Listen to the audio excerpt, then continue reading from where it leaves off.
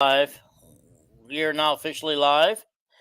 We're here to cover a lot of ground. Guys, I just want to talk about the game, but as briefly because there's so much else to talk about.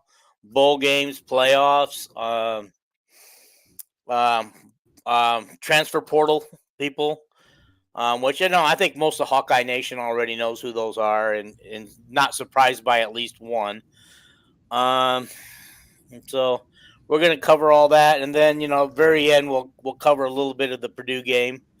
Um, Although I will say this, before I forget it, I thought Iowa looked a whole lot better in the second half and actually outplayed Purdue in the second half, but that was right after they took Zach Edey out of the game, and Iowa kind of took over after that.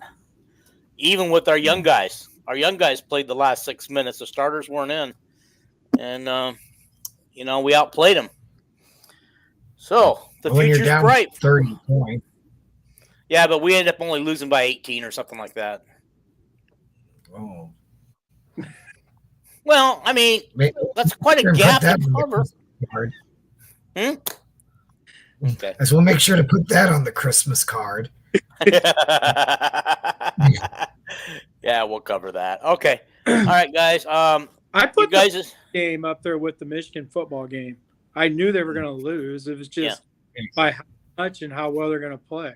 Right, yeah. And I went into that game knowing that it was. I even told my wife before I sat down, we're expected to lose this game, so I'm not going to say a whole lot during the game. Kind of like Kansas State against Iowa, the girls. Mm-hmm. Just a tough matchup, right? Yeah. Girls have Caitlin Clark. There's nobody on Iowa that's Caitlin Clark, right? Right. On the boys, there's nobody on the men's team that's Caitlin Clark. That's the difference between somebody take over, a leader on the floor. Like the Iowa women who actually came back and beat Kansas State. Yeah, I don't think Iowa can beat Purdue if they played 10 times, right? Unless one of those games, a shooter goes off, right? The only way Iowa could stay in that game is if a shooter goes off and is like 10 for 10 from three, and the matchup is just too hard for Iowa. Zach Edey plays 0 minutes. Right. He was tough. He was tough in there, man. It's that's what I'm saying. Like, it's just a bad matchup for Iowa. It is. Hopefully with Iowa State and Michigan we can beat those guys. I haven't seen good matchup, and I think Michigan's also a good matchup for Iowa. All right. Well, let's move on to the game, guys. The game that kind of disappointed us a little bit, I think. I can't say that it's kind of disappointing to see that we had some opportunities in that game, but we couldn't do anything with the offense, and the defense worked their tail off, for most of the game. And honestly, we gave them 2 free touchdowns. I mean, even Iowa could have scored those touchdowns from the 5 and the 6 yard line. We gave them 3. All 3 of their touchdowns were. I thought we only gave them 2. I thought the rest were all field goals. Okay, my bad. I missed something somewhere. Okay. That's all right. Either how, doesn't matter. We lost the game, and now we're in the bowl game. So, okay, I want you guys to talk about what you saw during the championship game. I'm gonna let you go first, Paul. What you saw, what your takeaway from the game was. Well, I've never seen a game so closely played, closely contested, with a final score so distant, right? I mean, if you look at the stats, Michigan had better numbers than we did when they had the football, but overall, I mean, if you would have told anybody, hey, Michigan would have 215 yards of offense, you'd hold Blake Corum 54 yards rushing or whatever that number was, that we were going to sack their quarterback 4 times, that all of these different things that happened, you'd think, oh, you know what? This was a 1-score game. Iowa was in it the whole time, and to an extent that was fairly true. I mean, the game was still within reach through your quarter. Yeah, I mean, exactly right, Jared. So I don't know how you can go back. This re-officiating has to stop through the use of instant replay. I'd rather not have instant replay at all than to have these plays, where if you've blown the whistle, you've blown the play dead, and literally all 22 players on the field stopped. One guy just happened to bend down, pick up the football, and nonchalantly give it to the official. Like Michigan wasn't even reacting like they thought they had, recovered a fumble. I just it was very that was bad. Plus on the run back, we talked about it earlier, the push in the back that knocked our guy down from the behind. Yeah. On that run back. Even if our two guys missed, they shouldn't have missed. That would have been our saving grace, and the ball would have been right about where it should be. And then to not get replays, when they call these penalties on Iowa kick returns and punt returns and things, and then they never showed a single replay and said, here's the penalty right here. It felt like Michigan was the better team, and the Big Ten had they were vested in making sure that Michigan won that football game. Yeah. I heard all kinds of comments during the game that the fix was in the whole time. So it certainly felt that way at times. Yeah. Okay, Jason, what are your thoughts? Your takeaways? It's for me. It's the quarterback for Iowa. I mean, he had time to throw. He had open receivers. So the offense did what they could do, but the quarterback's got to be better. Like him fumbling the damn football, him throwing picks, his windup. Good God. You know why the ball gets knocked out of his hands even after sitting there for 3 seconds or even 4? Because his windup is so slow that it's right. So he has to see it and then throw it, right? So it takes him let's just say it takes him 3 seconds to see it. Then it takes a whole nother second for him to throw it, to get the ball out of there. I mean, it handicaps the team. But anyway, I think the defense was phenomenal. It was amazing to watch the defense. I didn't expect Iowa to do much, but they did have some open receivers, and we had drop balls too. I can't take away that. What's his name, who just transferred, dropped an easy. Vines. Hit him right in the stomach. I mean, I don't know. It was a little behind him, but it wasn't like Vines was running full speed, right? It was right in between the coverage. Yeah, I think for his career, he's going to finish with more drops than catches. I mean, that's being honest. People are so mad, like they were mad about me sharing that about him, but it's the truth. Against Michigan State, he dropped 4 himself. If you guys remember that Michigan State game, I think Iowa dropped 8 passes that game total. So I just don't. I mean, the game pretty much went the way we thought it would go on the offensive side, because regardless, Michigan's the number 1 defense in the country or number 2. Mm-hmm.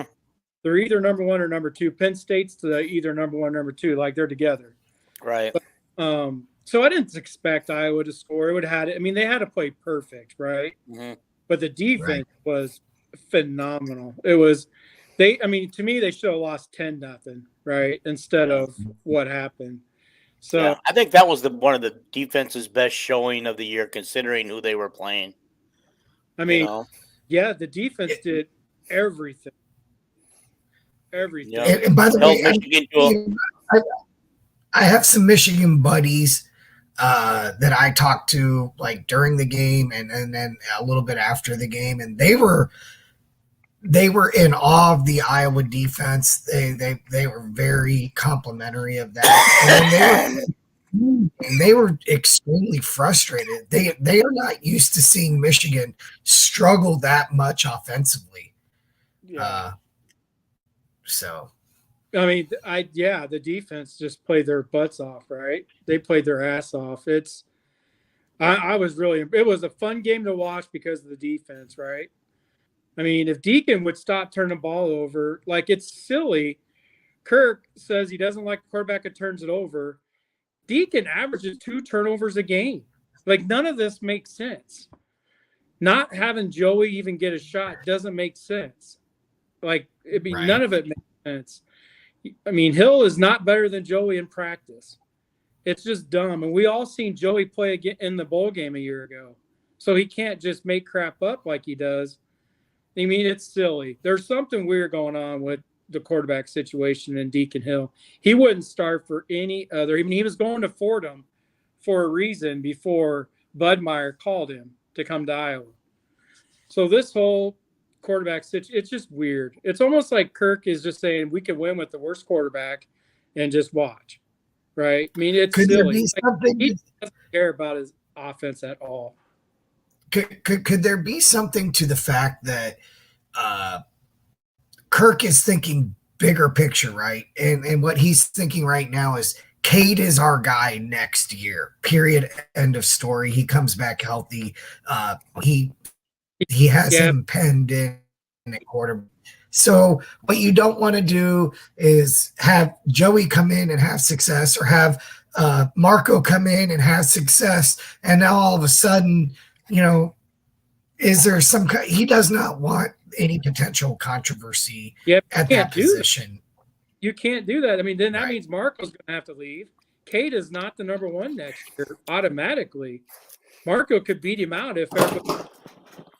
I would say going into spring, Deacon will be number one, but coming out of spring, Marco will pass him.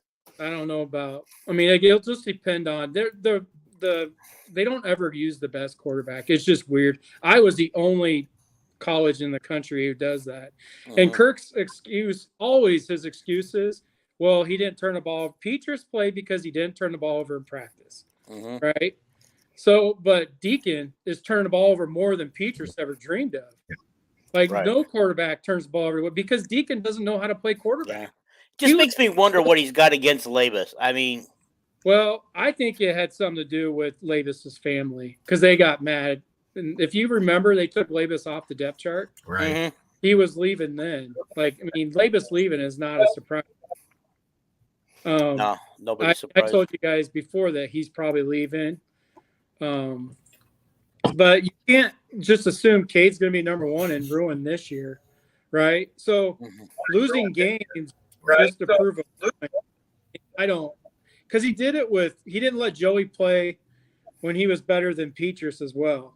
So, I mean, but Petras didn't turn the ball over, right? I mean, he did, but not like this, right? Paul, you would always have the famous comment whenever Petras would turn the ball over, but Petras doesn't turn the ball over. You would always type that in, like when Petras turned it over. But I don't know if you remember that a year ago, you would always do that because that thing is Petras just didn't turn the ball over. And he didn't because he knows how to play quarterback.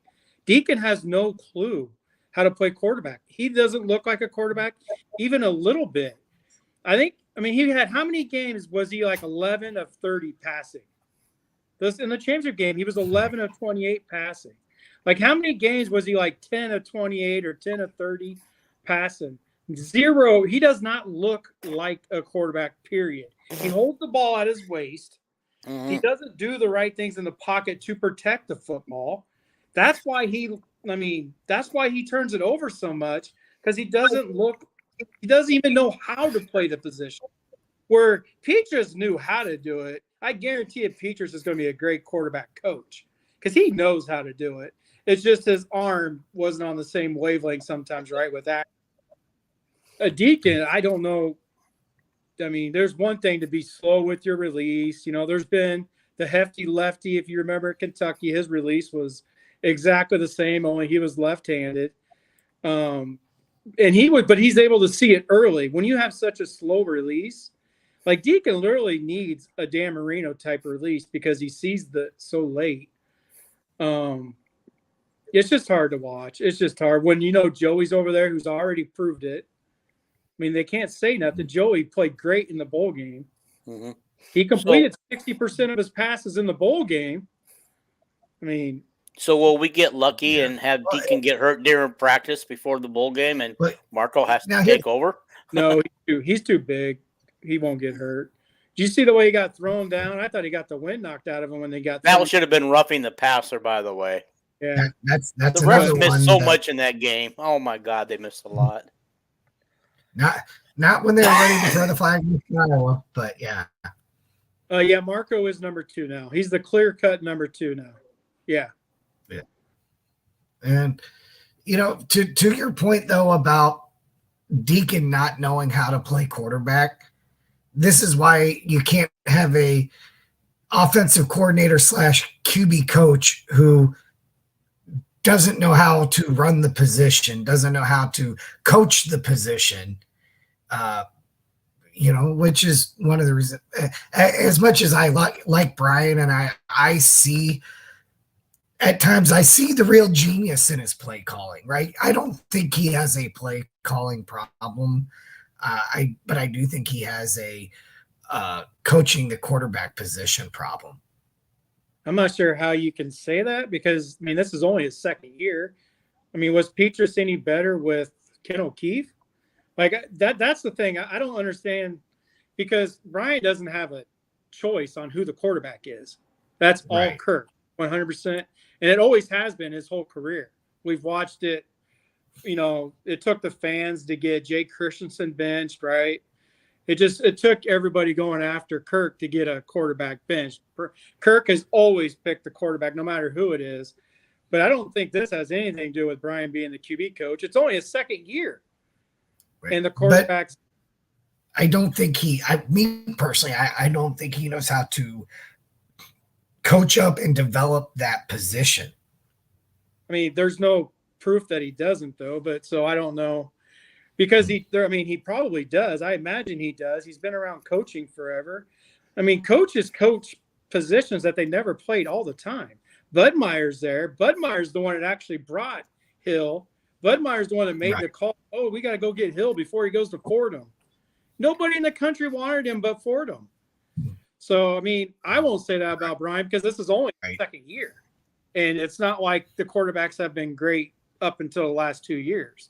So, because I think he does know how to coach up a quarterback room because he's been around football. I mean, coaches coach positions they have never played all the time. And this is just steps up again to Brian learning almost every single position, right? The only position on offense that he's never coached is the wide receivers. Yeah. But it's like with Hodge coaching the tight ends. Heck, Chuck Long came back and coached the defensive backs for Hayden Fry. So I just don't subscribe. I know I defend the coaches. I always do. But because Mike Leach never played a down of football, never played a position in football ever. He played rugby and he ended up being one of the best wide receiver / quarterback coaches, in the country. So, that one's hard for me to agree with or whatever, but because it's only the second year and he's got the worst quarterback to deal with. Nobody can Hill play. There's a reason at Wisconsin he couldn't even get reps, right? Right. And then all of a sudden he comes to Iowa and Kirk likes him because he's the worst quarterback. Is that why Kirk likes him? I mean, it's like Kirk wants to prove a point. I can win without a quarterback. It's just the weirdest thing ever. Yeah. I mean, none of it makes sense. It's just really weird how Coach, Kirk has changed his philosophy over the years. When you look back on it, that the Brad Banks, the kind of quarterback he was. But that was literally the only year where he went against his premise of the quarterback draw and all that. Mm-hmm. That was literally the only year he let Ken O'Keefe actually adjust the offense to. We're not going to get Kyle McCord. No, we don't have enough money left in the kitty for that. mean, it would probably be a better fit for him than Ohio State because he's not a air raid type quarterback, I should say. Where at Ohio State they like to throw the ball a lot. Do you think Kyle was shown the door? Kyle McCord was shown the door by the coaches because he threw the interception that basically ended their chance to win that game against Michigan?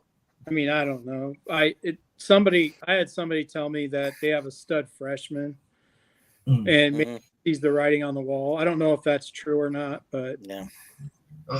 I mean, the Ohio State offense I struggled by their standards, and you don't get better weapons than Marvin Harrison Jr. and Ibekazu. Whatever. They have 5-star stud running backs. They have, you know what I mean? Like, so if you say, would he be a good fit at Iowa when he has none of those level pieces? Well, no, if you couldn't get it done with Marvin Harrison Jr. and Emeka Obuzu and whatever. Well, right. No, that's about the style of play. Yeah. Right? I mean, everybody knows that we're not going to go after a quarterback because we're throwing all of our marbles at Cade next year. And we have Deacon, who will have some experience. We've got Marco, who should be pretty decent. And then you got the guy coming who has not said anything yet, so I'm assuming he's coming. Razor, yeah. But the difference is, Paul, is the difference in style.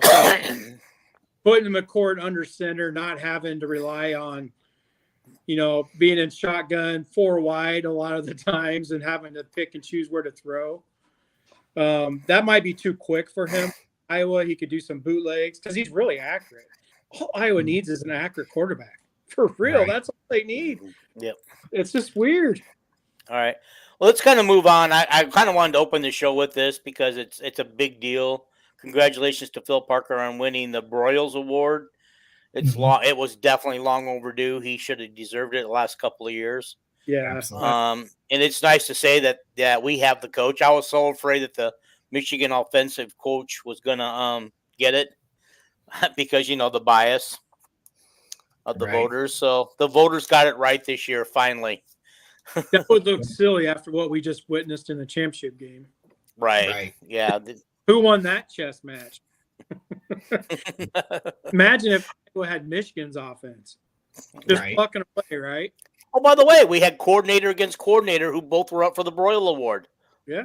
Parker wins. And I think Parker deserved it after what he did to Michigan's offense. Yeah. All right. Moving on. Let's talk about our bowl game with Tennessee. It's a bad matchup for Iowa, and I feel good because Jason also said it was a bad matchup for Iowa. It's a matchup because of style. So I go back to the style of play. Yeah. Because Tennessee, I mean, this is going to be Parker's best coaching job. Like, if he can shut down Tennessee, who runs the no huddle faster than anybody else in the country.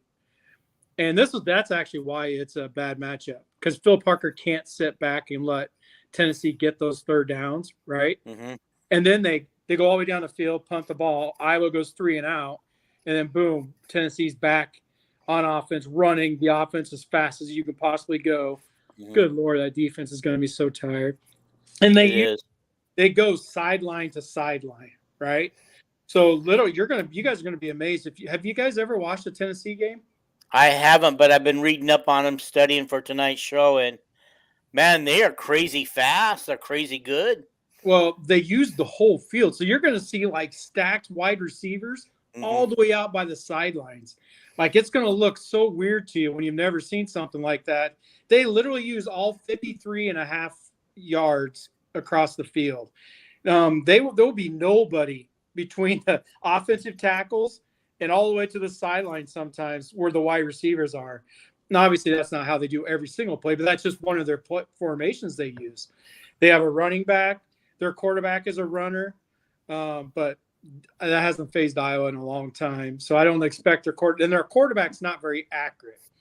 Their offense isn't as good as it was a year ago because of the quarterback, right? Joe Milton, he's just not very accurate. He's just like, but he gets more opportunities to make plays with their style of offense.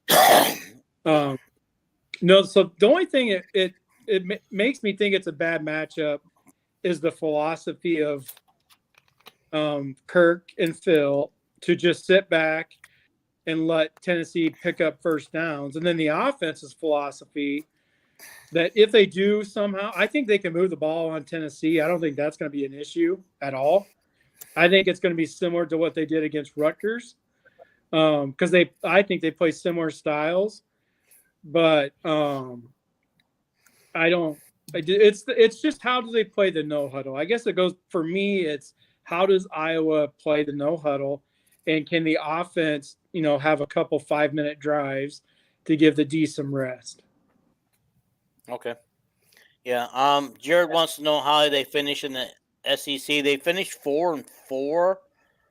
But I think all 4 losses were to Alabama, Georgia, Missouri, and I can't remember the other one. And so their competition is definitely better than Iowa's. Tennessee could have probably run the table in the West on our. Their strength of schedule isn't even close to Iowa's.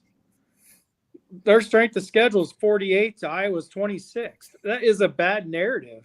Okay, I guess when you think about who they lost to, Alabama, Georgia, Missouri. Yeah, but who says how good Missouri is? Missouri's certainly pretty good because they're in the 6, aren't they? Well, aren't they in the? But they had an easy schedule. Oh, like we're sitting here talking like this is what I don't understand is like nobody looks at the whole schedule, right? You have to look at everybody on the whole schedule when you're beating up teams who aren't very good, and then when you play some good teams. I mean, I think they lost to Kentucky too, and Kentucky had an awful year. I think Kentucky finished year 7-5 or 6-6. They beat Kentucky 33-27 at Kentucky. They beat Kentucky. Yeah. So their losses were at Florida, who is not good. 5-win Florida.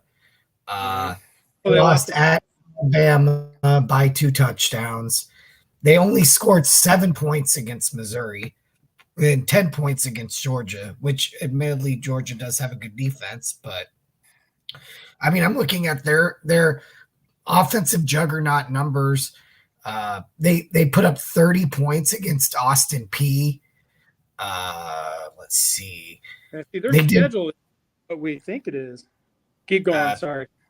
They snuck by a bad Texas A&M team 20-13 at home. They slid by at Kentucky. They got killed by Missouri. They lost by 28 to Georgia. Then they won by 24. They did put up 48 on Vanderbilt in their last game at home. But I mean, they play here that really worries me. Yes, they put up some points against some bad competition. 45 against Texas San Antonio. I mean, their best win was Texas A&M, right? Mm-hmm. I mean, probably Kentucky. Kentucky, I think, is actually bowl eligible. Yeah, is Texas A&M bowl eligible too? No, are they 7-5 range? I don't think so. I think they fired. I mean, now I understand why Tennessee's strength of schedule is so bad. I mean, it's in the 40s, I guess. Iowa's is 26th. By the way, Utah State's bowl eligible. Yeah. So and guess who their new quarterback next year is? Well, it won't be Spencer, but because they don't run. I'm surprised he's going there. Maybe it's for some school purposes, but they don't run the style. They like to run the quarterback and stuff like that. That's going to be interesting. I think what's his name who played against Iowa this year will be their starter. Oh, so yeah. Okay. I can't think of his name off the top of my head. Yeah. They run a lot of wide receiver screens and slants. You're right. That's what makes me – I'm so curious how Parker plays this. They do. They run so many wide receiver screens, and but when you spread the field the way they do, you can really do that a lot, right? Mm-hmm. So Like, Tennessee went 0-3 against ranked opponents on their schedule. okay, Who And then wasn't they ranked of the ones that they? I mean, They- of their other losses, who was not ranked? Florida. Florida. Okay. I mean, And they Florida, lost that game by 13 points, almost 2 touchdowns. yeah, Florida had Wisconsin's old quarterback. Yeah. He did the same thing at Florida he did at Wisconsin. Mertz. He didn't do any better there than at Wisconsin then. He may have had better stats because Yeah. of, once again, style of play. Yeah.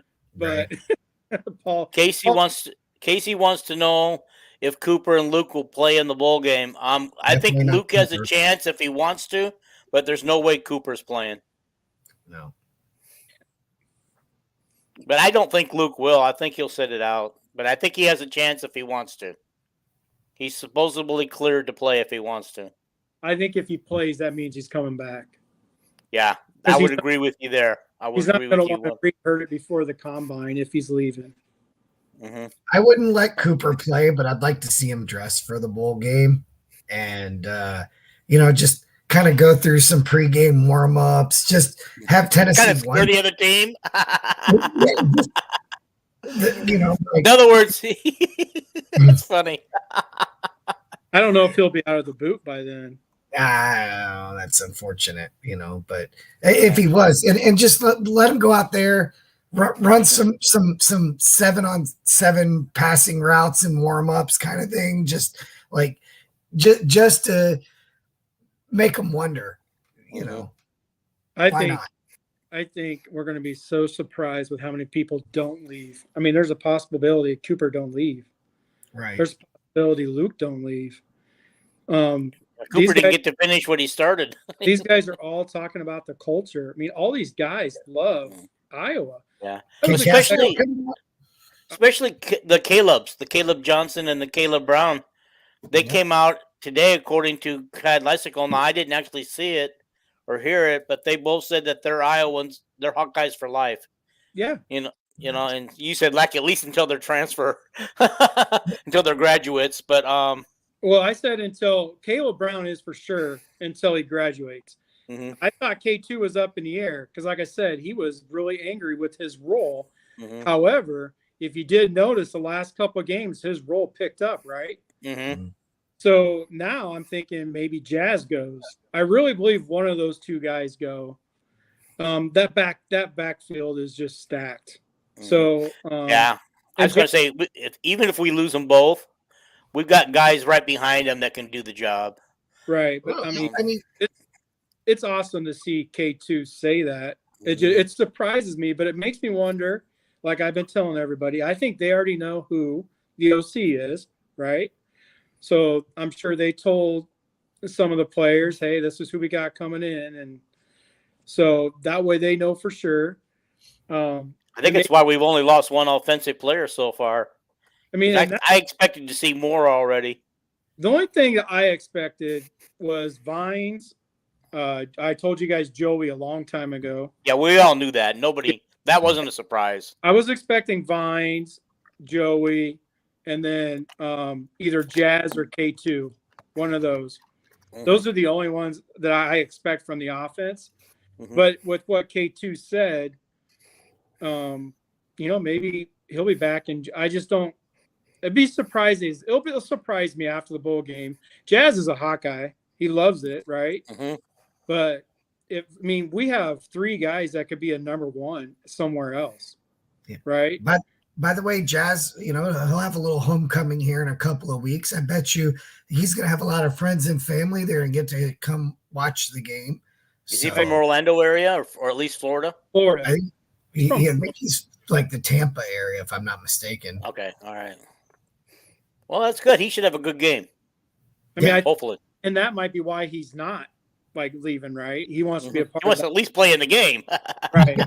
That's why I said after the bowl game that Jazz doesn't go. And if he does, that tells you a lot about the culture that all the players who know something instead of these ignorant fans, sorry, I'm just gonna say what I think, but don't understand how the Iowa program is built and what's going on and how they win without they're the worst recruiting. They have the worst recruiting dollars out of any of the teams in the Big Ten.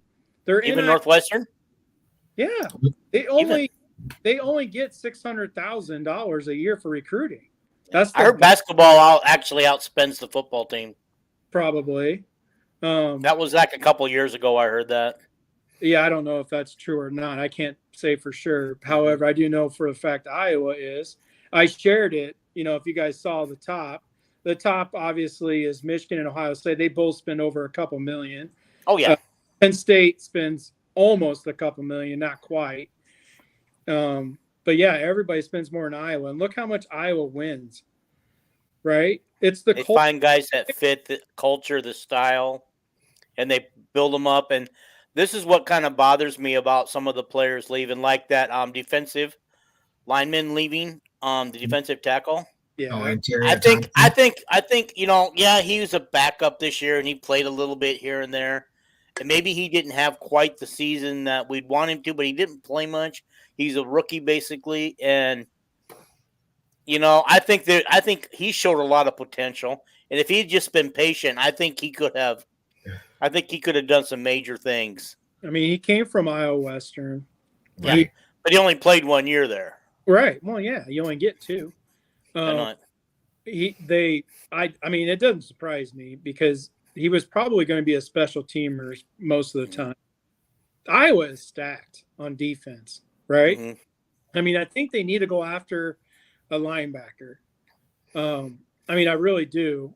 They need somebody, but they have people behind who they have now, but I think they need to go after somebody like Nick Jackson, right? They went after Nick Jackson. He turned out to be huge alongside. So they need to do the same thing for the backups of Iowa, right? That are going to be starters next year. They need to go find that linebacker who can help them when they go to the 4-2-5, right? When they bring out the cash. That's one of the things on defense, but I think they're good everywhere else as long as they stay healthy. I like Nick Jackson, but he's forever now hands of Stonewall Jackson. So there's a reason he's a linebacker. That's right. Great player, but that is my nickname for him, hands of Stonewall Jackson. Because he dropped that interception, interception. I don't think that was the only one this year either. That boy.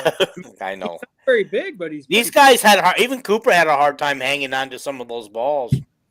I don't know what the deal was. I guess the guy must have put butter on him before he left, before they threw it. I don't know.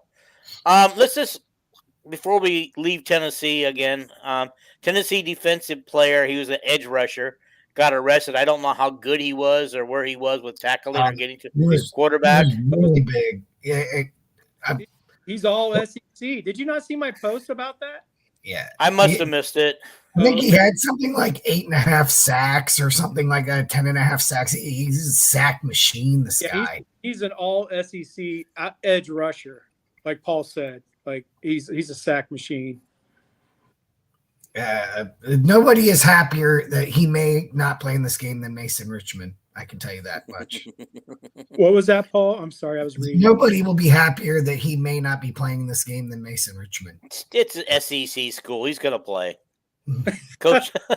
You did see my post. That's my opinion. So your post must have said that, huh? Everybody told me how funny I was. You're funny. It's the SEC. He's going to play. So many people said that. No, I didn't see it, but I was thinking the same thing. So great minds think alike, I guess. Right. Okay. Okay. Jason, Eric, all back as well. Might not leave because they could. These guys, because of their injuries, they got to rethink this stuff. So we'll know soon. After the bowl game, we're going to know a lot because they got. When does the NFL declaration open up that they have to declare? The end of January. Is it end of January they have till? Okay. I believe it's the end of January, the first week of February. It's in there somewhere. Okay. And when is our signing period for the class of 2024?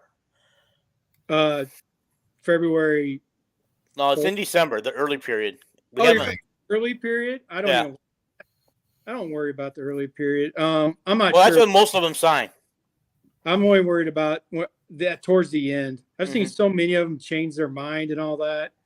But once they sign, they don't change their mind. That's what I'm saying is okay. I'm concerned about making sure we don't lose anybody in that class because of losing Brian or the way the offense went this year. Yeah, like I said, I only pay attention to the last day of recruiting, to the one in February. Yeah. I don't pay attention to the first one because do you guys think with the recruiting signing period coming up and more, and then you do have to get some other recruits, that they need to get Brian's replacement named sooner than later publicly? I think they already, like I said, I think they already know. I think they probably tell certain people to know, like they say, hey, you mean this is what's happening, right? I think they're already telling some people, but saying, you can't say anything. And if you do, well, then you're scratched, right? Like just people who they know who wants to be Hawks, right? Right. Know who is teetering on the edge. So I don't think they have to name anybody until after the bowl game. My opinion. I think the people who need to know, I feel like I know who it is, but I'm not going to say it. Well, no, you're not. Just speculate who you think it might be. You're not telling anybody that this is for real because it's still speculation. Right. I mean, and if it happens, people are going to be like, you already knew. No, I'm going to keep my mouth shut on that. Okay. For right now. I mean, I might talk to you guys about it. I don't want to talk on here about it. Okay. All right. Well, I still say it comes down to Chris or what's his name? Chris took the job at Indiana, I think. No, he didn't. They chose the James Madison guy. Yeah, I think they did a good pick. I like that pick. I really do. I mean, I don't think he can run that same style at Indiana, but we'll see. Yeah. He's going to have to adjust. See, this is what people don't understand is coaches that come in to a different conference, they have to adjust. Right. This bragging about, remember Scott Frost? They're going to have to adjust to me, bull crap. That don't work. Freaking guess who said that same thing, who could not win at Michigan? What's his name? Richards from West Virginia. From West Virginia, yeah. He came in saying the Big Ten is going to have to adjust to my no-huddle offense. No. Yeah, guess what happened? Yeah. Somebody in here knows. Oh, that was Rich Rodriguez. Yes, Richard Rodriguez. Yep. Well, also, was it Frost said it? Fitzgerald's a defensive coach, Jared. He can never be an OC. Yeah. Unless he learns it, changes. December 22nd. That's the early day. Yep. That Rich Rod hire set Michigan back. Oh yeah. Almost about a decade because they had a style, they had a roster built for that style. Rich Rod comes in and he wants to run the spread, and they did not have the right players to run it. They had Shoelace or whatever his name was.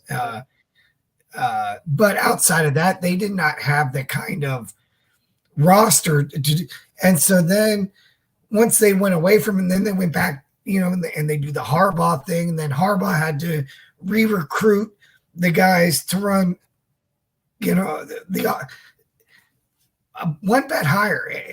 That's all it takes, and you can be Michigan, you can be Florida, you can be Miami, go on down the list. Yep.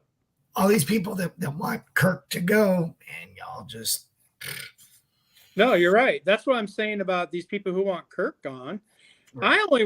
I only say the stuff I say. Deep down, I don't want him gone, but deep down, I'm scared for Marco, right? That mean like I said, I had him as a 5-star. Marco is a stud, and he's going to go somewhere and be a stud if it's not at Iowa. So that's the only reason. And I feel like Kirk is just, throwing his middle fingers in the air when he picks his quarterback. I mean, there's no reason that you would leave a quarterback in who all he does is turn the ball over.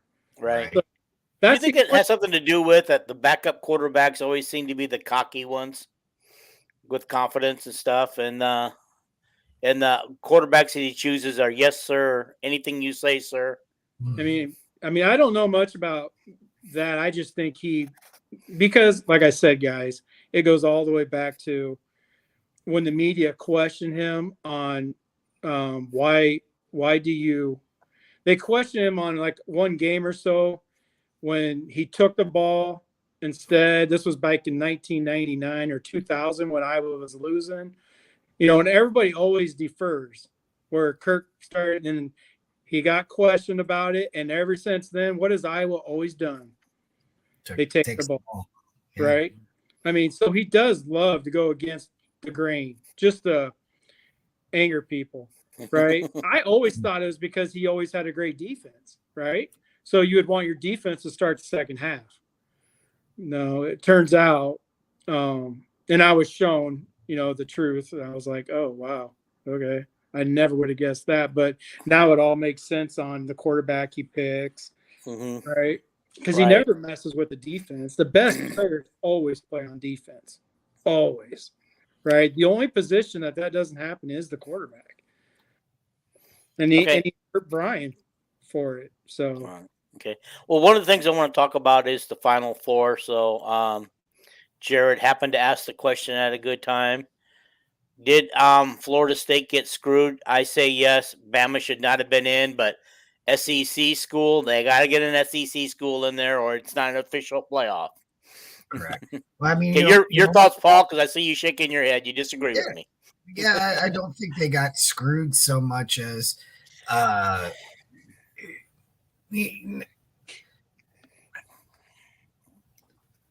it's hard. You only get to pick 4 teams, and inevitably somebody is going to be upset. And I understand FSU went undefeated. We know. I mean, it's hard to go undefeated. And credit FSU, right? They played LSU and Florida in their non-conference.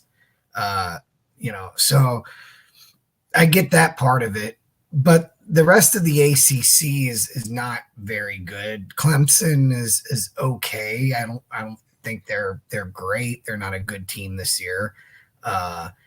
There's really nobody else that you look at in the ACC and say, wow, that's a big time win.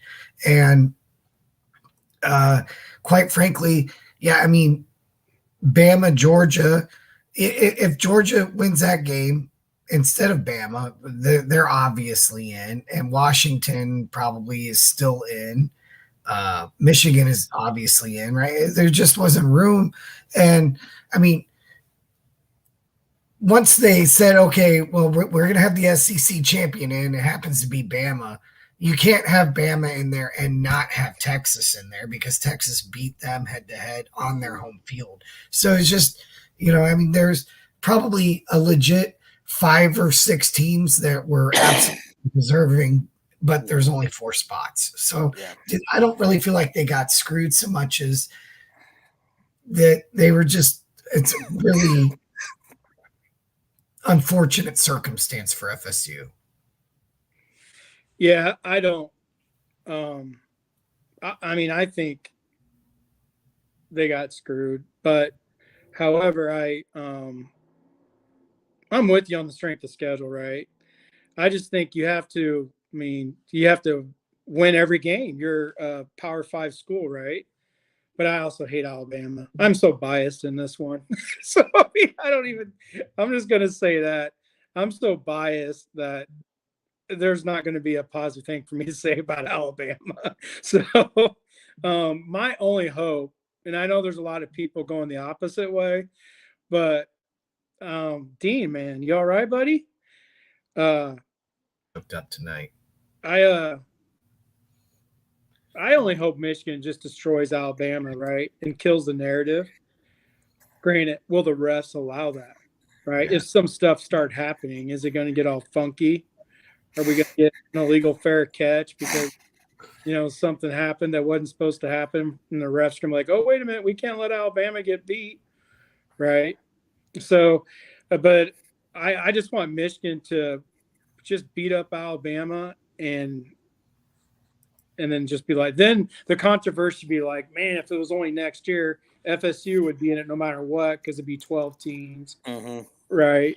But this is the first time in the history of the playoffs that a undefeated Power 5 school did not make it. Yeah, but this has happened before. As far as remember Auburn in 2013 with Cadillac Williams, and I think it was 2013. Maybe it was before that. Somebody can help me, but do you remember that undefeated?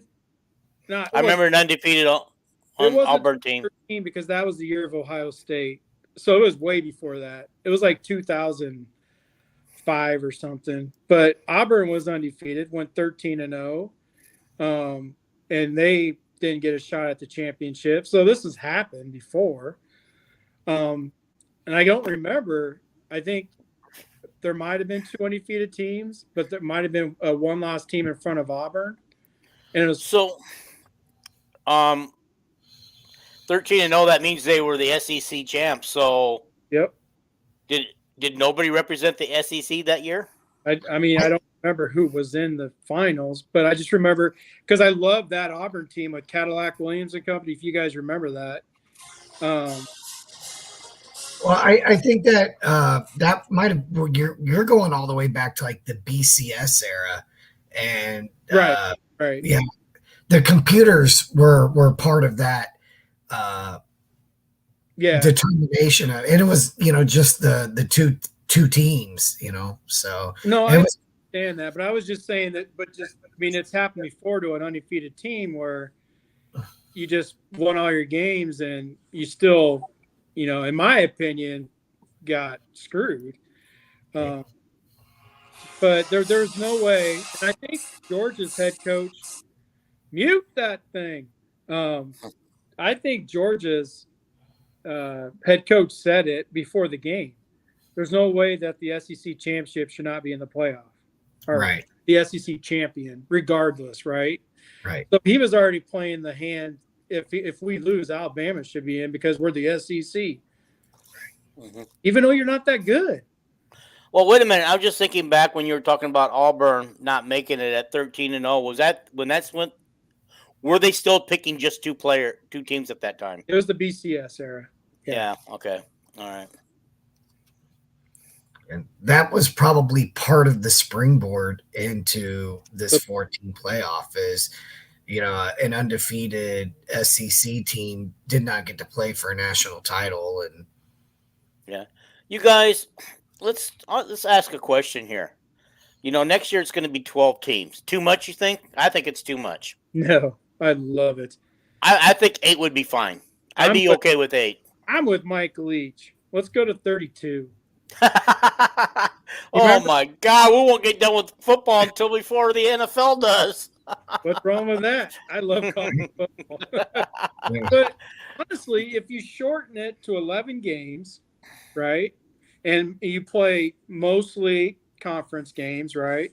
Like the Big Ten already plays 9, and then you could start the playoffs the very next week. You can have your bye weeks. Like, there's a lot of things you could do. 32 teams, that would go down quickly, right? I mean, literally all of a sudden after 1 week, I think that's how many is in or maybe is it 16 in the FCS?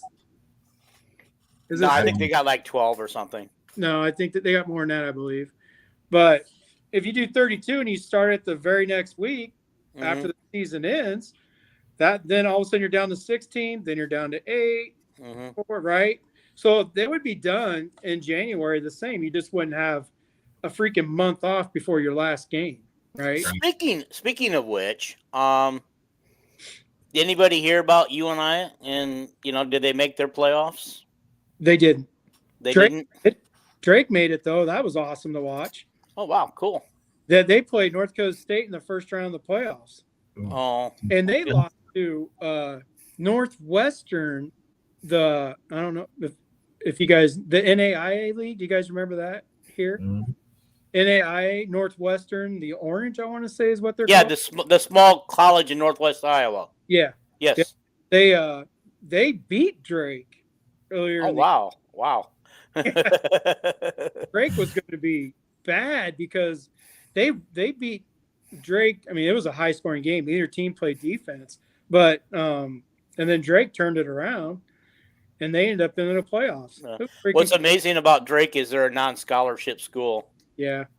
I thought they went to scholarships. I want to say it was Kelvin. I don't exactly remember who. It might have been Andy Cable, if you guys remember him, or if you guys have him on. Somebody told me that they're still not scholarship because I read somewhere they were going to go to half scholarships, right? I thought they were going to do something like Iowa baseball does with the quarter scholarship, half. I read something, and maybe what I was reading was that might be the future. But as of right now, you're right. No scholarships. Okay. Yeah, I think they've, I think they're going to have to do something to rein in the transfer portal coming up. I could see them, if you want to transfer with all these conference expansions and everything else, this is going to be really hard. But I mean, I would say, to try to have less of these, make guys sit out a year if you want to transfer within the conference.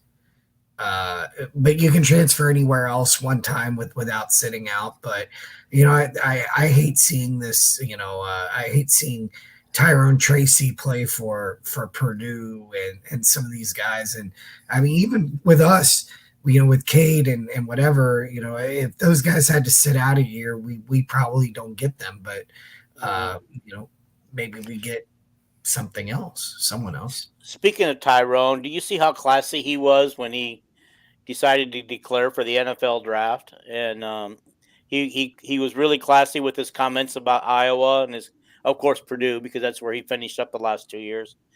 I mean, from too. He basically went home to Purdue. Yeah. He's from Indianapolis, but right. He was. I mean, the whole family is pretty classy. I love his family. Kind of like Terry Roberts. Absolutely loved him being a Hawkeye. It stinks that he left and he lost himself in the shuffle. Yeah. Did he ever even find a home? Did he ever? He found 2 of them, Michigan State and Miami, and both of them he phased out. It sucks. And I have a feeling Vines might be in that category, right? Yeah. I mean, he has no tape to show except for all his drop passes. Right. Like I could do a montage of all his drops. He had so many. Well, Vines has already been offered a scholarship to Pittsburgh. The University of Pittsburgh? Yeah, he posted it yesterday on his Twitter account. That's interesting. It is. I thought that was pretty quick for a major school to, come up with it. Yeah, I retract what I said. I thought he would. I'm hoping Joey. I would love to see Joey go, like to Purdue. I would love to see Joey go to another Big Ten team and ball out. What we did to Joey is just beyond. I want to see him ball out wherever he goes. Right. Yeah. I think everybody agrees. I think the one nice thing about it is there have been nothing but positive comments on Joey announcement leaving. Everybody should understand why he's leaving. Yeah, everybody understands why, and they all wish him the best, Whereas when Deuce left, it was like all the negativity come out like. Because of his name. Yeah. Because of his name. Everybody loved the name Deuce Hogan. Like I had 2 Iowa beat writers block me on Twitter because I told them that he was going to transfer before the season even started after watching him at spring. Or no, I watched him in the summer. Yeah. Pat Hardy and who was the other one? Backerman? Howe. Hmm? Pat Hardy and Rob Howe. They both. Oh, Rob Howe. Okay. They both blocked me because they didn't like the truth. And then when he did, they just ignored everything about me. It was. I think I follow Rob Howell quite a bit. I think he's softened up on his stance. He's not so quick to block people anymore. No. I guess you don't like tell the way you really feel, right? Mm-hmm. I don't back down from what I think's going to happen, right? So you got. Right. I mean, he's not blocking me, but I mean, Scott Dockerman blocked me, but Dockerman blocked you? Oh. Yeah. I told him I disagreed with a comment after a game that he made one day. Mm. You know, and I just said I wasn't really mad. I just go, well, I respectfully disagree with that comment that you just made. Blocked. So I guess to each its own, right? I've had Yeah. conversations with Scott Doctor, and yeah, he hasn't blocked me. But so I guess it's to each their own. We all enjoy when you're on Twitter. I guess you just enjoy being blocked. Yeah, Kelvin's right, and they all blamed the offense why he left. Or no, they blamed Kirk, but Kirk was telling the truth, right? But do you remember before the Nebraska game when Kirk's Right. like, if we had to go play, we might as well just stay home. Because Deuce couldn't even get like the players out of the huddle. You could Right. tell his dad was the coach of his high school team and they didn't have a playbook. It was like, Yeah. hey, Deuce, we're going to do this, and you just run around and throw it. Yeah. So, He transferred to Kentucky without a scholarship. Right. And he's Right. still like fourth on the depth chart. Right. He had to walk on there. Like yeah, it's paying for his education and not doing anything, right? Yeah. Who's the guy in basketball we lost to Cincinnati? I guess he's having a decent year. He's over CJ. You're talking about CJ, the kid. Frederick. Yeah. Is he? Transferred. Man, He went to Kentucky. Now he's at Cincinnati. Cincinnati. Yeah. He's the one where his uncle and I got into it. Everybody. But what about Joe T? Joe T went to West Virginia. Now he's at Texas Tech. So, some of the it feels like they're on the Bohannon, schedule of some of them are earning their doctorates by now. Yeah. Right? yeah. Arlen Bruce has nothing better to do because he can't play Oh. football, but but he's got nothing better to do than get on Twitter and push his brother to get recruited somewhere. Mm. He's been pushing his brother pretty hard all football season. Well, but- we have hit the hour mark. What do we have left to discuss on our agenda? If you guys are interested in the Tennessee stats here real quick on their no huddle offense, their top 3 running backs average over 5 yards a carry. Their best running back has 1,000 yards and averages 7.5 yards a carry. That's some of the stuff that really scares me because they spread the defense so far out that they can run it up the middle, right? They literally make you choose how you're going to beat them. And the quarterback, who I told you wasn't accurate, but Kelvin did mention it's mostly wide receiver screens, right? So wide receiver screen, he still only completes 64% of his passes. So because but yeah, they do still have next year. Tennessee's going to be back though. I have one of the best quarterbacks I have ever. Evaluated. They have a Nico themselves. I can't pronounce his last name. It's Ioma. He's their number 2 quarterback. He's a true freshman. He's a 5-star. Everybody had him as a 5-star. I had him up there with Caleb Williams. So they do have a quarterback in waiting for next year. But yeah, that's part of what I'm afraid of with Tennessee is how they spread you so far apart and they can just run the ball up the middle. They have their main guy who averages 7.5 yards a carry, has 1,000 yards. And then the other two backups have 500 yards. So there's 2,000 yards rushing between 3 running backs. So that's what makes me nervous. All right. You guys want to talk about the picks and how we finish the season? Because I'm not going to do picks for the bowl games. That's fine. Okay. So this week in the championship series, I went 5-3. Jason went 4-4. Paul, you had the worst week, 3-5. You must have put yourself on an island a couple times. I must have. But Jason and I ended up tying the season at 81-33. You're 78-36. All right. Yeah. I got lucky with my picks, picking Washington, Boise State, and SMU because you both went the other way. So I was on an island on those 3 games, and I won all 3 of them. Nice. Perfect. Yeah. So do we want any more comment on the Purdue game at all? You guys, I know we talked a little bit, just a few minutes at the beginning. You guys okay with that? Yeah, I mean, what happened was what I expected. I mean, I don't know. Go ahead. Iowa's history in Mackey Arena is what it is, right? There's a real good chance Purdue will come to Carver, and maybe Iowa keeps it and loses by 10 or less, right? I mean, it's just I don't know that Purdue is that much better than Iowa, but I do know that, man, we play bad basketball in that gym. I mean, that was getting at. Somebody has to get hot, right? Somebody in Iowa City probably gets hot and then keep it within 10, right? Right. But I don't them win. Yeah. The problem was with Zach Edey, and he managed to get all of our bigs in foul trouble. You know, it's really bad when we're going to a guy who hasn't even played in games when when he decides to empty the bench. Even I don't even know what his last name is. Even Braun. That's what.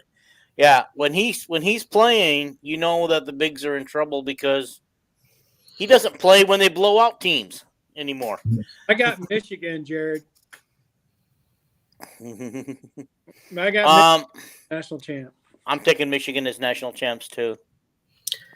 I'm gonna go out on an island here. I'm gonna take the Huskies. I think I like their offense, and I think they can play some defense. So I'll take the Huskies. Yeah, I like a surprise upset.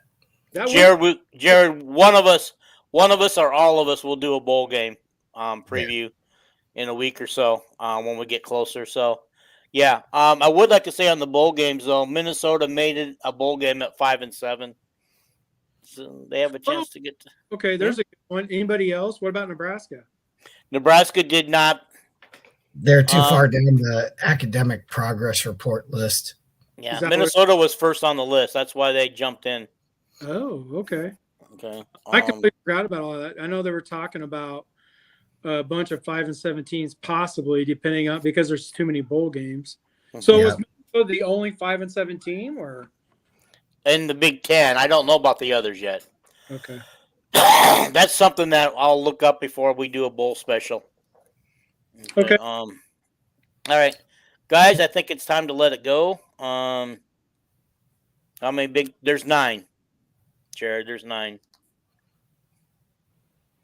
I don't even know what the question is. Oh.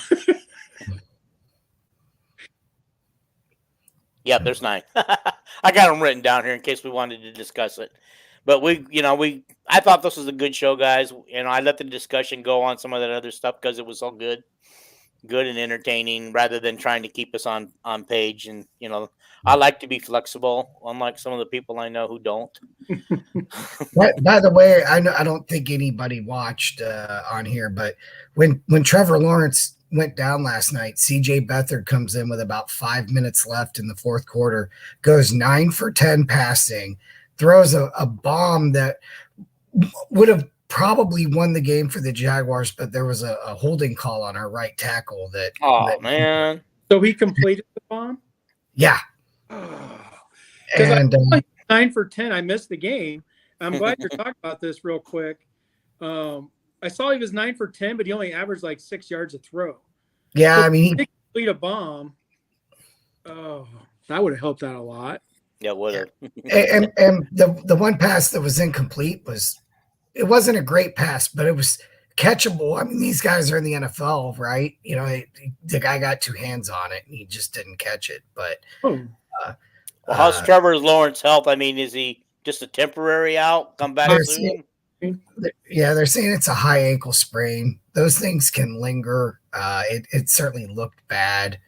Well, That part is the guy who like stepped on his leg was our left tackle, and he got hurt on the play too. So we lost our left tackle and our quarterback. Yeah. Just remember something. Mahomes had that high ankle sprain last year too. It didn't keep him from finishing the playoffs and winning the Super Bowl. That's so if Trevor Lawrence gets some shots and some wrapping, he can get out there too. Yeah, that's the NFL way. Take a shot, get the hell out there. Or the Texas high school football way.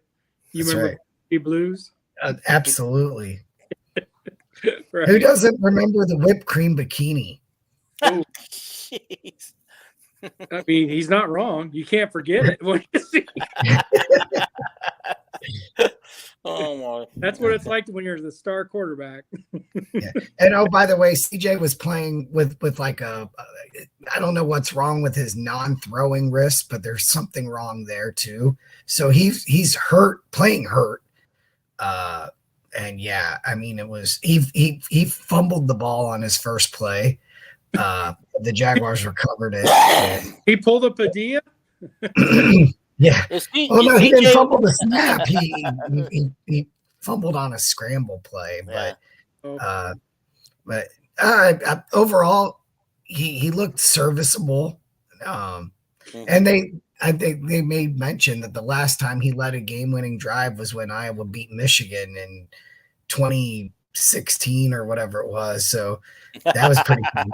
The last time he took a team on a game-winning drive was that upset win over Michigan. Yeah. So he did have a chance to lead them? Huh? He did have a chance to win the game? Oh, yeah. Yeah, and like I said, he completed the bomb that it was about a 44-yard pass that Calvin Ridley caught at like the 2-yard line. And then they threw a flag on our right tackle saying that he was holding. So was that in overtime? No, this was before overtime. Oh, dang. So legit, that could have been it right there. Oh, yeah. Okay. Is CJ Beathard the best quarterback in the Kirk Ferentz era because of his success in the NFL? Because I think he's probably the most successful NFL quarterback. Or do we have others that I'm forgetting about? No, he's the most successful NFL quarterback. But I mean, it just depends on. Well, I know Nate Stanley's records still are, Right, but I'm not saying that. But remember CJ's senior year, they got upset by North Dakota State. They weren't very good. They were stacked with talent, but they weren't very good. Like that 2016 team was like the 2010 team. They had a losing record, I believe. What? I believe 2016 they had a losing record. No, they were 8-5. Oh, okay. It was 2014 then. I know somewhere sandwiched around the 2015 year was a losing year. No, it was actually 2013. 13, yeah. 14, they were 7-5. 7-6 if you count the loss to Tennessee. And they're one of 4 teams, and Kelvin will tell you this. They're one of 4 teams in the country to have 8 wins or more every year since 2015. So. Yeah, that's because we're all throwing out 2020. Yeah. Well, they were 6-2. They didn't play. Yeah, they would have had 8 wins if Michigan and Missouri would have played us. Probably. All right, guys, this is a good show. Thank you. I missed this with the 3 of us. It's hasn't had all 3 of us for a while, and it's always a better show with 3 of us. Yeah. Definitely. So, all right, guys, let's go home. What? I said I'll try. I'll try to make I'll make the bowl one. Okay. That'll probably be next week sometime before all the bowls start. Okay. All right. And then we'll have more information about if there's any opt-outs or any more transfer portal stuff. Yeah. But I have a feeling that if we didn't hear anything today, this is probably the end of unless they're going to wait till after the bowl game. We'll get a couple more after the bowl game, I'm sure. But it's going to be players that you don't know or never heard of, or, players that don't play. I think the only player left that might transfer is Jazz. So after the bowl game, we'll find that out. And that's only because he knows, the backfield is stacked, and he knows that he could play more if he goes somewhere else, right? Right. It'll just depend on his heart. Does he want to stay at Iowa and do his role? Because his role is a short yardage back, right? Right. So They all had their moments this year, all three of them. They all shined. And I believe the two freshmen also shined with short moments this year too. Yeah. So I mean, we have a possibility of having 5 outstanding running backs next year, and how are you going to keep them all happy? Right. Exactly. We'll find out that. And if Jazz does, that's no knock on Jazz. No, He it's just he wants to play, and he's a good back. K2 Right. back. Williams proved this year he's a good back, right? yeah. He finally came into his own. Is he a senior this year? Can he come back one more year? If that's why I think Jazz might go, because Williams is back too. Okay. But I'm not saying he will go, but you never know. Yeah, you never know. Okay, guys, let's get out of here. Good night. I'm gonna go eat some supper, and guys, don't forget to subscribe, like, comment, and share. Let's get to 325 because this season's pretty well over, and the drive to 325 has kind of lost its luster. Everybody say hi to Terry. Oh yeah, hi Terry. Hi Terry.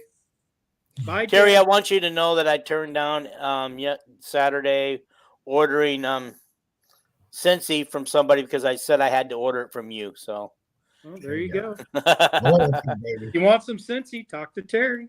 Yeah, That's right. Okay, this is a test for Terry to see if she actually watches to the end. All right, guys. Bye. Bye. Bye. Bye.